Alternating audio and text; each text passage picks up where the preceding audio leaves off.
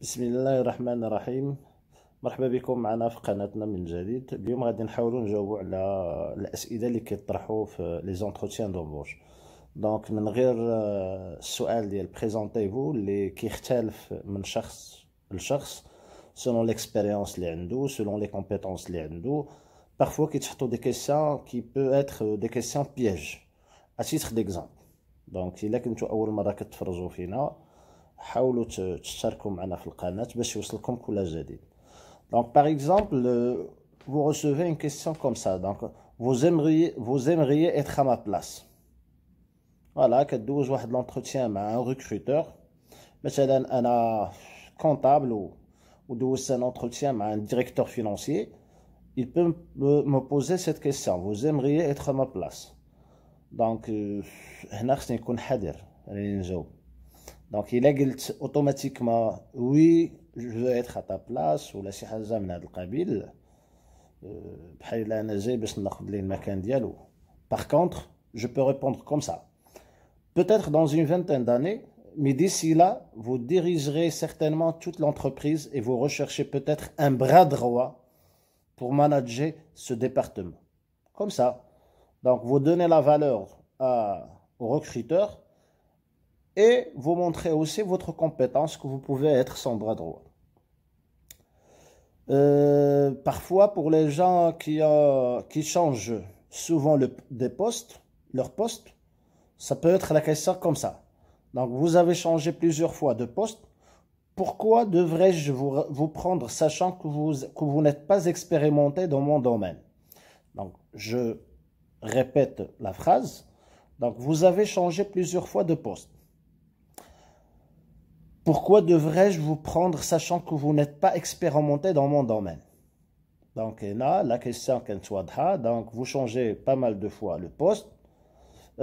Vous n'êtes pas expérimenté dans le poste demandé. Pourquoi on devra vous choisir?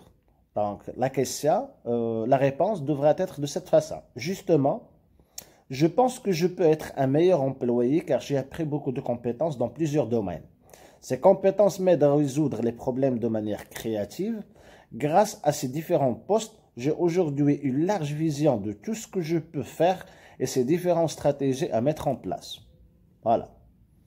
Donc, vous prenez donc comme paramétrage d'aide ou de soutien les expériences que vous avez déjà effectuées dans les postes précédents. Une autre question. Comment réagirez-vous si vous travaillez ici et que vous n'avez pas de promotion? La plupart de nos employés n'ont pas. Vous ne trouverez pas cela frustrant? Ici, je suis ambitieuse, mais je sais m'adapter à tout environnement. Du moment que je continue d'apprendre et que j'arrive à mettre à profit mes compétences, je serai content. Ce que je souhaite avant tout, c'est m'épanouir dans mon job. Les entreprises n'en donnent pas des promotions à la même vitesse et je suis sûr que travailler pour vous m'aidera à rester motivé quel que se passe. Quoi qu'il se passe. C'est-à-dire, on recevra de promotion ou pas, donc vous devez donner l'intérêt au recruteur que vous êtes ambitieux, vous êtes motivé de faire ce travail et tôt ou tard les promotions arrivent. Une autre question, d'après votre CV, vous avez été viré 2 fois. Comment avez-vous réagi? Voilà. Donc ça, c'est une question normalement pour les personnes qui ont des expériences. C'est-à-dire que vous avez travaillé pas mal de fois et que vous avez changé de poste pas mal de fois, mais il y a des moments que vous êtes viré dans un poste quelconque. Donc ça, c'est normalement, ça c'est un point faible. Mais ici, je dois convertir mon point faible à un point fort. Donc, comment je peux faire? Après m'être remis de ces 2 chocs, je me suis senti plus fort. Il est vrai que j'ai été viré 2 fois, mais j'ai réussi à m'en mettre assez rapidement et à retrouver des postes avec plus de responsabilités, un salaire plus élevé et dans des meilleures entreprises. La perte d'un emploi n'est pas une chose facile à vivre, mais l'essentiel est de savoir se relever et d'apprendre de ses erreurs. Voilà. Une autre question, par exemple.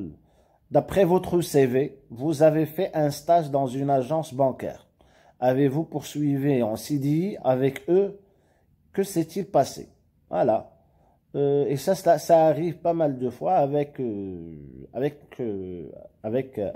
personnes qui commencent leur carrière. Voilà, vous avez effectué un stage. Est-ce que vous avez continué avec eux ou bien non? Oui, j'ai fait un très beau stage et j'ai effectivement cru que je deviendrais un employé à part entière lorsque j'aurais fini l'université. Malheureusement, l'entreprise a dû réduire dramatiquement le nombre de nouveaux recrutements. De ce fait, ils n'ont embauché aucun stagiaire de l'année en question. J'ai adoré travailler dans cette entreprise et je vous ai amené une lettre de recommandation qui prouve de mes performances en était bonne. Ici, donc, ça, c'est juste un conseil pour tout le monde. Donc, essayez toujours de parler, de bien dire sur les expériences que vous avez déjà effectuées, de remercier toujours les recruteurs ou bien les personnes qui ont donné à vous une chance d'effectuer un stage chez eux. Donc, comme ça, donc, le recruteur aura donc une bonne idée sur vous.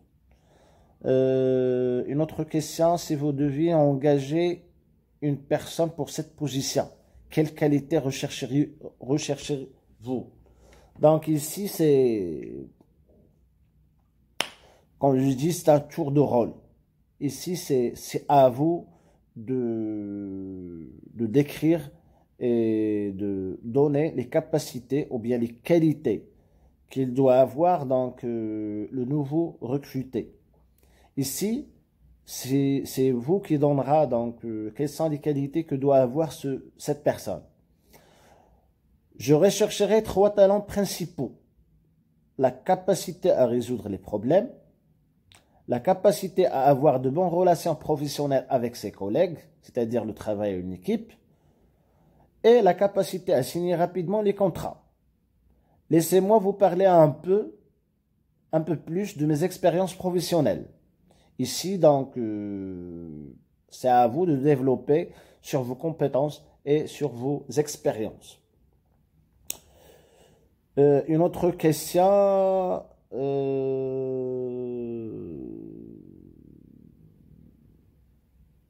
Voilà, parmi les points faibles. Avez-vous déjà fait une erreur qui a coûté de l'argent à votre entreprise? C'est-à-dire ici, on vous demande si vous avez déjà effectué des erreurs qui ont coûté de l'argent dans les entreprises dans lesquelles vous avez déjà travaillé. Et je suppose que demander du campagne de marque plutôt qu'une marque classique pour Noël ne compte pas, n'est-ce pas? Non, sérieusement, je suis content de vous annoncer que je n'ai jamais fait d'erreur qui a pu coûter de l'argent à mon entreprise. Voilà.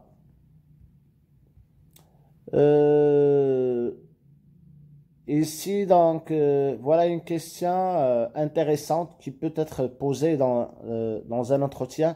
C'est lorsque vous avez travaillé et vous êtes arrêté de travailler pour un certain moment. C'est-à-dire, j'ai quitté l'emploi, mon emploi par exemple, le mois 3 et le mois 11. Effectivement, aujourd'hui, je reçois donc l'invitation d'assister à un entretien. Certainement, j'aurai cette question. Donc la réponse, j'ai appris à me sentir plus en confiance quand je parle en public. En effet, j'avais quelques problèmes de confiance en moi. À ce niveau-là, alors je me suis pris en main, j'ai pris des cours de théâtre et aujourd'hui ça va beaucoup mieux. Chaque semaine, nous avions des débats sur un sujet et la semaine dernière, par exemple, j'ai parlé devant X de mes camarades et mon professeur ont trouvé mon sujet très intéressant. Je compte parler de sujet dans 2 semaines. Ici, donc, essayez toujours de répondre c'est que vous avez passé votre temps à, à corriger vos erreurs, c'est-à-dire soit par la formation continue, soit comme ça, donc par les événements sociaux. Là, on essaiera dans les prochaines séances de répondre à d'autres questions. N'hésitez pas à s'abonner à notre chaîne pour recevoir toutes les nouveautés. À bientôt.